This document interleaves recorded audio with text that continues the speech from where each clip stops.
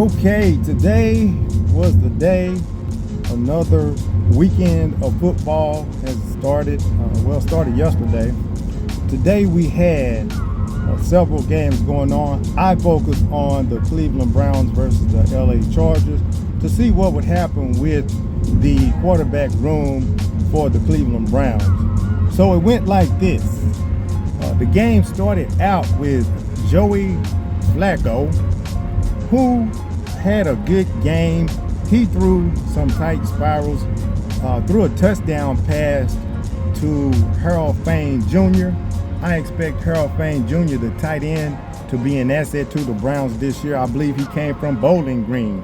But Joe Flacco was 9 of 10 with, I believe he had about 71 yards, roughly 71 yards. And then Joe Flacco came out, passed the torch on to Dillon Gabriel, who looked better this game. I don't know who he had protecting him, he or Joe Flacco. Was it the first team O-line, second team O-line? But Dillon Gabriel had a decent game as well. I believe he threw for 129 yards. He was, I believe, 12 of 19. So those were Dillon Gabriel's stats, followed by Shedeur Sanders. When Shedeur came in, the offensive line didn't look too good. The only thing I saw that I can put on Shedeur was what he had to work with. But the only thing I can put on him was when the pocket collapsed, Shedeur did not step up in the pocket. Everybody's talking about that all the time since his Colorado days. He went backwards away from the line of scrimmage. And basically, you're digging your hole deeper and deeper with that because you have more ground to cover just to get back to the line of scrimmage. Shedeur Sanders is going to have to learn to either get to the line of scrimmage and do his baseball slide or throw the ball away. He's going to have to make that change, which he did coming up later on during his snaps. And also there was a dropped pass by a running back that would have helped Shedeur out too with his completions and numbers.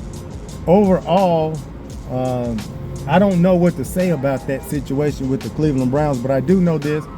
Joe Flacco will be starting. It looks like they want to put Dillon Gabriel in as a second string, and then we'll see what happens next, what they're going to do with Shedeur. We'll see what happens with that. I am optimistic for Shedeur. He's not going to be flawless every time he goes out.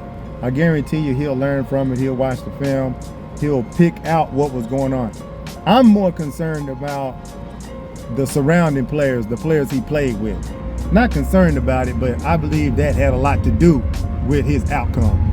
That's all I have to say about the game today between the Cleveland Browns and the LA Chargers. The Chargers pulled it out 17-6.